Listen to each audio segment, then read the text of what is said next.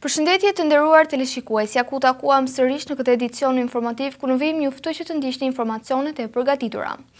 Efektivi i policisë së shtetit Enea Mekolli, i cili humbi jetën gjatë një operacioni për kapjen e një të shumë kërkuari në Maliq, është shpallur dëshmor i adeut.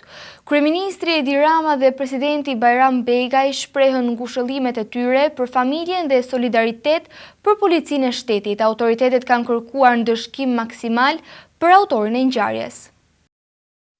Efektivi i policisë së shtetit Enea Mekolli, i cili u vraj gjatë një operacioni në zonën e Maliqit, është shpallur dëshmori i adeut me vendim të autoriteteve shtetërore. Kryeministri Edi Rama i cilsoi humbjen e tij një sakrificë në krye të detyrës, duke shprehur ngushëllime për familjen dhe duke theksuar se policia e shtetit do të vazhdojë misionin e saj në luftën kundër krimit. Ai kërkoi gjithashtu ndëshkim maksimal për autorët e dyshuar të ngjarjes, nderim për jetë dëshmorit të adeut, ngushëllime familjes dhe shërim të shpejtë efektivi tjetër, ndëshkim maksimal për të shumë dhe respekt maksimal për policinë e shtetit, që nuk do të ndalet asnjëherë në misionin e saj. Rama reagim për ngjarjen ka ardhur edhe nga presidenti i Republikës Bajram Begaj, i cili shprehu dhimbjen për humbjen e jetës së efektivit dhe uroi shërim të shpejtë për kolegun e tij të plagosur. Bashkohem thellësisht me dhimbjen për humbjen tragjike të jetës në krye të detyrës së policit Enea Mekolli dhe plagosjen e rëndë të kolegut të tij Edison Adri. I shpreh familjes ngushëllime dhe solidaritetin më të lartë në emër të shtetit shqiptar në këtë ditë mjaft të rëndë për ta. Ju uroj shërim të plotë dhe sa më të shpejt punonjësit policisë së shtetit, i cili mbeti i plagosur. Në nder të efektivit të rënd, Kuvendi i Shqipërisë mbajti një minutë heshtje me kërkesë të grupit parlamentar të Partisë Socialiste.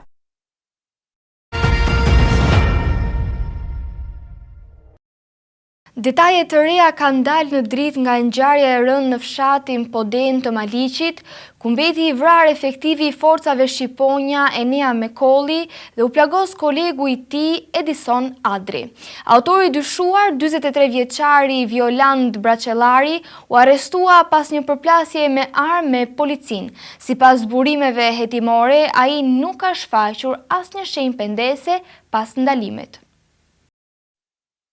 Detajet e reja kanë dalë në dritë nga operacioni i zhvilluar mëngjesin e sotëm në fshatin Lozhan të Maliqit, ku forcat e policisë u përballën me 43 vjeçarin e kërkuar Violand Braçellari, i cili akuzohet për vrasjen e një efektivi policie dhe plagosjen e një tjetri. Sipas burimeve, në operacion janë angazhuar vetëm 6 efektiv të forcave shqiponja, të cilët dyshohet se nuk kanë qenë të pajisur me mjete të plota mbrojtëse për fshirje lekët antiplum. Ata kanë rrethuar stanin ku ndodhi i dyshuari dhe i kanë bërë thirrje për t'u dorëzuar. Braçellari ka refuzuar thirrjen dhe ka hapur zjarr me armë automatike në drejtim të policisë. Si pasojë, efektivi Enea Mekolli ka mbetur i vrarë në vend, ndërsa kolegu i tij Edison Adri është plagosur rënd në zonën e Nofullës. Pas shkëmbimit të zjarrit, forcat e rendit kanë arritur të neutralizojnë autorin, i cili është goditur me 3 plumba dhe është arrestuar në gjendje të plagosur. Fillimisht ai është dërguar në spitalin e Korçës dhe më pas është transportuar drejt spitalit të traumës në Tiranë, po ashtu edhe efektivi i plagosur është transportuar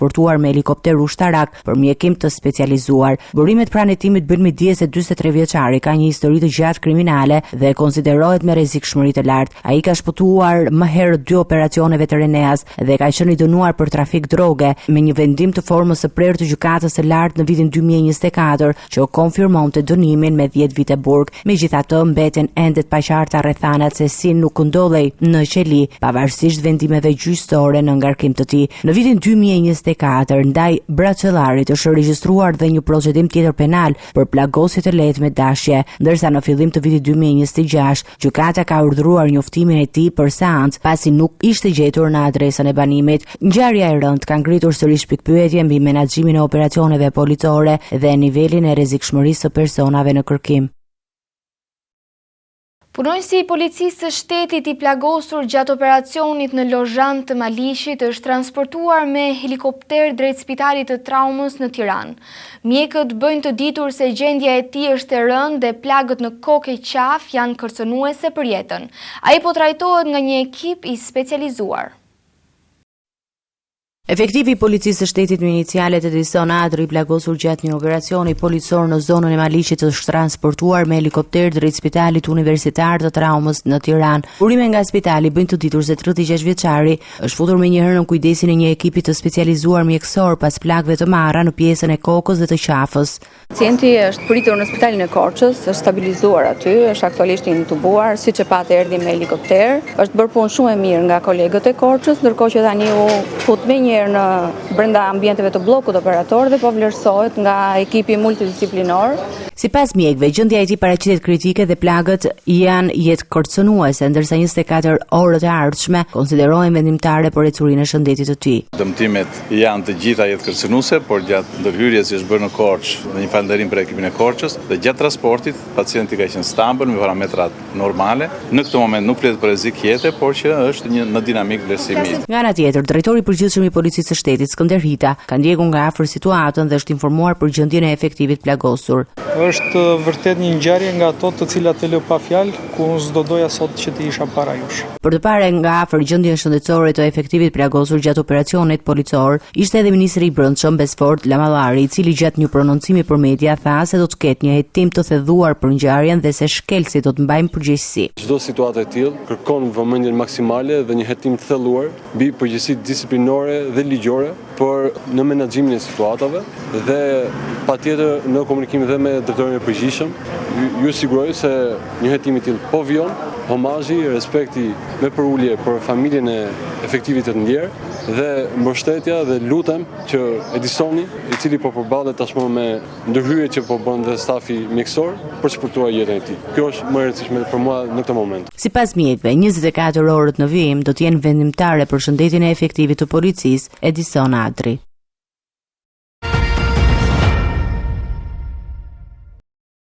Seanca plenare e kësaj të enjteje është shoqëruar me debate të forta mes opozitës dhe mazhorancës lidhur me projektin e planifikuar në zonën e Zvërnecit. Opozita ka denoncuar dhunën ndaj protestuesve, ndërsa qeveria ka mbrojtur investimin si strategjik për ekonominë dhe turizmin. Palët kanë shkëmbyer akuza të ndërsjella në kuvend.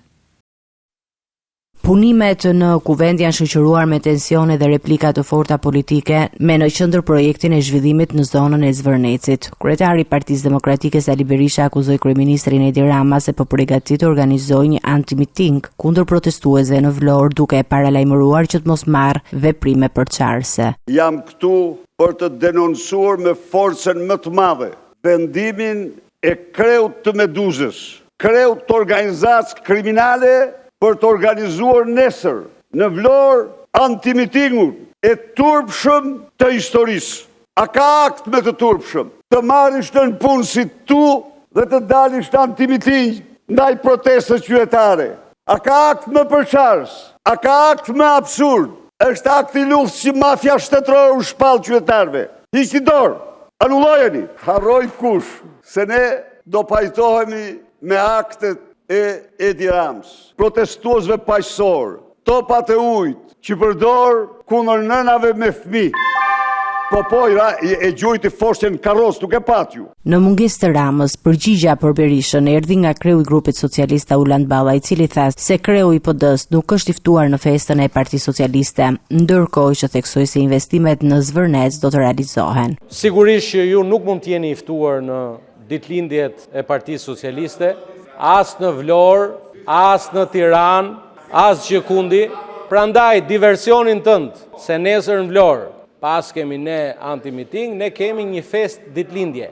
Dhe populli i Vlorës është kryeqyteti i Partisë Socialiste. A investim do të realizohet se Shqipëria nuk e ka as shansin, as luksin e keq të humbi këtë investim. Është një investim historik, i cili do të vendosi Shqipërinë tonë të përbashkët aty ku na takon, në ligën e kampioneve të vendeve me turizëm të zhvilluar. Lideri i opozitës bëri dhe një paralajmërim për socialistët. Në qoftë se ky shkon e i bën antimiting Vlorë, ai do përballet me ne atje. Se kjo është vija e kuqe, kalon çdo vijë pastaj. Qytetarët do të tregojnë në Vlorë se si do përballet. Në seancën plenare ishte parashikuar një interpelancë me kryeministrin Edi Rama, e kërkuar nga demokratët. Delegimi i saj tek ministrja për marrëdhëniet me parlamentin acaroi opozitën. Nuk ka asnjë nen, as në kushtetut, as në rregulloren e kuvendit dhe as në ligjin për organizimin dhe funksionimin e Këshillit Ministrave, që t'i jap të drejtën kryeministrit të delegoj llogaridhënien, të delegoj përgjegjësinë. Ky është një detyrim kushtetues i kryeministrit, i pa delegueshëm. Është një lloj sikur prokuroria të thrasi për të dhënë shpjegime për një temë caktuar dhe kryeministri thot unë nuk shkoj në prokurori, po do të çoj Eriona Ismailin. Nuk e bën dot. Ndërkohë, protestat për çështjen e Zvërnecit pritet të vijojnë.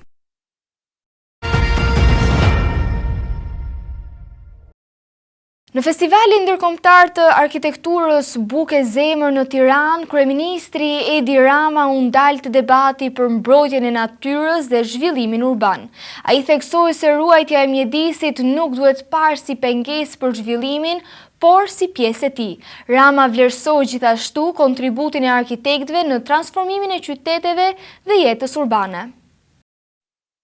Tirana ka mirëpritur këtë të njëjtë edicionin e dytë të festivalit Buke Zemër, një event ndërkombëtar që bashkon arkitektë nga Europa, Azia, Amerika e Veriut dhe ajo e Jugut për të diskutuar zhvillimin urban dhe sfidat e kohës moderne. I pranishëm në aktivitet, kryeministri Edi Rama u ndal veçanërisht në çështjet e mbrojtjes së natyrës, e cila është kthyer në një nga temat më të diskutuara së fundmi në vend. Sipas tij, zhvillimi dhe ruajtja e mjedisit nuk duhet të shihet si dy procese të kundërta, por si elemente që duhet të ecin paralelisht. Rama theksoi se qëllimi është krijimi një balance mes ndërtimit dhe natyrës. Të dëgjojmë njëri tjetrin për mënyrat se si mund t'i kalojmë këto kufi, si mund të hedhim hapat më të ishme për të provuar se ruajtja e natyrës nuk është në asnjë kohë dhe askund, një qëndrim që nënkuptojnë që është njësoj me moszhvillimin. Ruajtja e natyrës duhet të ketë të bëjë edhe me zhvillimin në harmoni me natyrën, jo për të vendosur natyrën në shërbim të njerëzve, por edhe për t'i vendosur njerëzit në shërbim të natyrës, të ndërtojmë dhe të mbjellim, t'i bëjmë njerëzit të ndihen të ftuar dhe të mirë kuptuar në natyrë. Gjatë fjalës së tij, Rama vlerësoi punën e arkitektëve ndërkombëtar që kontribuojnë në transformimin e qyteteve shqiptare, duke theksuar rëndësinë e bashkëpunimit në projekte zhvillimi urban. Ai kujtoi gjithashtu se këto nisma shpesh shoqërohen me debate dhe kundërshti politike, por sipas tij, ato janë pjesë e procesit të domosdoshëm për ndryshim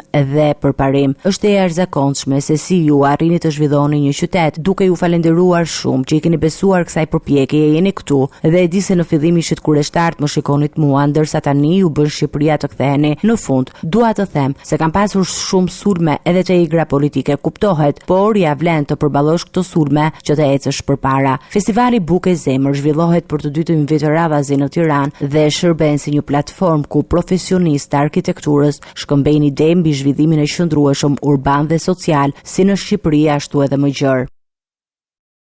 Prokuroria e posaçme ka zgjeruar hetimet ndaj ish-zëvendës kryeministres dhe ish-ministres Belinda Balluku, duke e përfshirë edhe në dyshimet për korrupsion pasiv dhe pastrim parash. Në kuadër të hetimeve është sekuestruar një vilë në zonën turistike të Dërmiut, që dyshohet se është përfituar në mënyrë të tërthort përmes një skeme fshehjeje pronësie. Çështja lidhet me 2 tendera të Alp Control dhe dyshime për favorizime në procedura prokurore.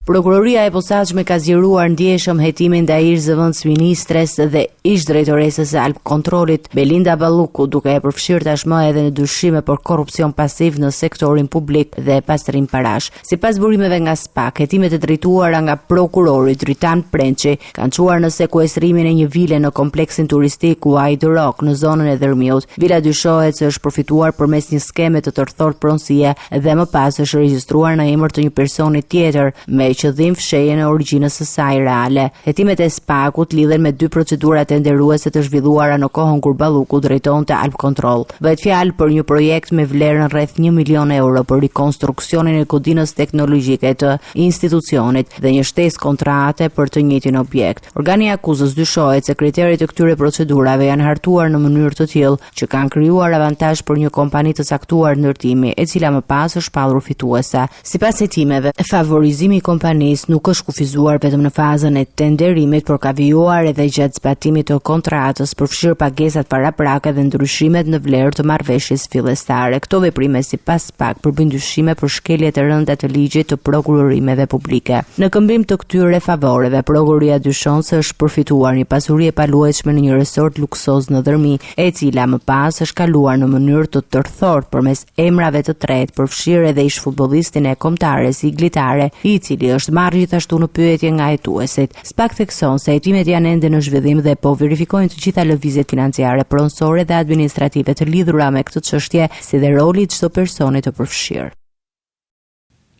Bordi i Transparencës ka publikuar çmimet e reja tavan për karburantet në vend, ku vendimi i fundit parashikon rritje të çmimit të naftës dhe ulje të lehtë të benzinës.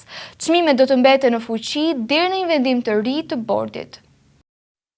Bordi i Transparencës ka rishikuar sërish çmimet tavan për karburante duke reflektuar zhvillimet më të fundit në tregjet ndërkombëtare. Për herë të parë, pas një periudhe të gjatë, vendimi i ri sjell dy lëvizje të kundërta, rritje për naftën dhe ulje për benzinën. Sipas vendimit të publikuar, çmimi maksimal i naftës për konsumatorët në tregun e pakicës është caktuar në 195 lekë për litër ose 4 lekë më shumë se niveli më parshëm për 181 lekësh, ndërkohë në tregun e shumicës nafta do të tregtohet me një çmim jo më të lartë se 183 lekë për litër. Ndryshe paraqitet situata për benzinën. Bordi ka vendosur uljen e çmimit tavan me 1 lekë për litër, duke e çuar atë në 175 lekë për litër në tregun e pakicës. Edhe në tregun e shumicës është përcaktuar një çmim maksimal për 163 lekë për litër. Vendimi i ri hyn menjëherë në fuqi dhe do të mbetet i vlefshëm deri në publikimin e çmimeve të ardhshme nga Bordi i Transparencës. Autoritetet argumentojnë se përditësimi i çmimeve bazohet në luhatjen e tregjeve ndërkombëtare të hidrokarbureve dhe me kostot e importit me synim për të garantuar stabilitet dhe transparencë në tregun vendas të karburanteve. Prokuroria e posaçme ka kërkuar dënime të rënda me burg për Durim Bamin dhe disa persona të tjerë të akuzuar për krim të organizuar dhe kultivim kanabisi. Sipas SPAK, hetimet përfshin edhe planifikim atentatesh dhe veprimtari të strukturuar kriminale. Vendimi përfundimtar pritet të jepet nga gjykata. Prokuroria e posaçme ka paraqitur predencën e saj ndaj një grupi të akuzuar për krime të organizuar, duke kërkuar dënime të rënda për disa prej tyre, përfshirë Durim Bamin. Sipas SPAK, për Bamin është kërkuar një dënim për 21 vitesh burg, i reduktueshëm në 14 vite në rast të aplikimit të gjykimit të shkurtuar. Ai akuzohet se ka drejtuar një grup kriminal të përfshirë në planifikime atentatesh dhe veprimtari të tjera të palishme. Hecimet e prokurorisë të mbështetura dhe në komunikime të përgjuara në aplikacionin Sky përfshin edhe raste të kultivimit të kanabisit në zonën e Niklës dhe Lezhës. Për ish policin Altin Morina, SPAK ka kërkuar 13 vite e 6 muaj burg, ndërsa për ish drejtorin e policisë së Lezhës, Heneri Gert Mitri, është kërkuar dënimi prej 9 vitesh burgim. Të dy akuzohen për përfshirje në kultivim të lëndëve narkotike dhe veprimtari në kuadër të grupit kriminal. Ndërkohë, për Oltion Zefin është kërkuar një dënim për 20 vitesh burg, ndërsa për 3 persona të tjerë, mes tyre Aldo Avdyli, prokuroria ka kërkuar dënime që variojnë nga 10 deri në 15 vite heqje lirie. Çështja tashmë ka kaluar gjykatës, e cila pritet të japë vendime përfundimtare mbi fajsinë dhe masën e dënimit për të pandehurit. Në gjykatën e posaçme vijoi shqyrtimi i dosjes Metamorfoza, ku dëshmoi biznesmeni Pollum Gjoka, një nga të pandehurit kryesor të çështjes. Ai kundërshtoi akuzat e ngritura nga SPAK dhe e vuri në dyshim vlefshmërinë e provave të bazuara në komunikimet e platformës Sky e Encrochat. Gjoka mohoi çdo përfshirje në ngjarjet kriminale për të cilat akuzohet. Seanca e radhës për dosjen Metamorfoza është shoqëruar me dëshminë e biznesmenit Pollum Gjoka, i cili përballet me akuza të rënda në një prej proceseve më të rëndësishme të SPAK-ut kundër krimit të organizuar. Para trupit gjykues, Gjoka hodhi poshtë pretendimet e prokurorisë duke deklaruar se hetimi ndaj tij mbështetet në materialet që sipas tij nuk provojnë identitetin dhe as përfshirjen e tij në vepra penale për të cilat akuzohet. Një pjesë e rëndësishme e qëndrimit të tij u fokusua tek komunikimet e siguruara nga platforma e koduar Sky Encrochat, të cilat përbëjnë bazën kryesore të akuzës. Sipas Gjokës, interpretimi i kodeve dhe pseudonimeve të përdorura në biseda nuk mjaftojnë për të vërtetuar autorsinë e komunikimeve. Ai argumentoi se edhe në rast se pranohet identifikimi i personave të përmendur nga prokuroria, përmbajtja e bisedave mbetet kontradiktore dhe nuk mbështet konkluzionet e ngritura nga organi i akuzës. Gjoka kundërshtoi gjithashtu akuzën për korrupsion, duke deklaruar se nuk është informuar qartë për episodin konkret që i atribuohet. Sipas tij, SPAK pretendon se ai ka ushtruar ndikim tek 2 gjyqtar, por vetë këta të fundit kanë deklaruar se nuk e njohin personalisht. Biznesmeni mohoi çdo lidhje me vrasjen e gjindoit në Shkodër, si dhe me ekzekutimin e Gent Stafilit. Për sa i përket komunikimeve të paraqitura si prova nga prokuroria, ai cilësoi ato si biseda të pavërtetuara dhe pa vlerë provuese. Procesi gjyqësor vijon me shqyrtimin e provave dhe dëgjimin e pandehurve të tjerë, ndërsa SPAK mbajnë qëndrimin se komunikimet e Sky Encrochat përbëjnë një element kyç në zbardhjen e aktivitetit kriminal të grupit të akuzuar.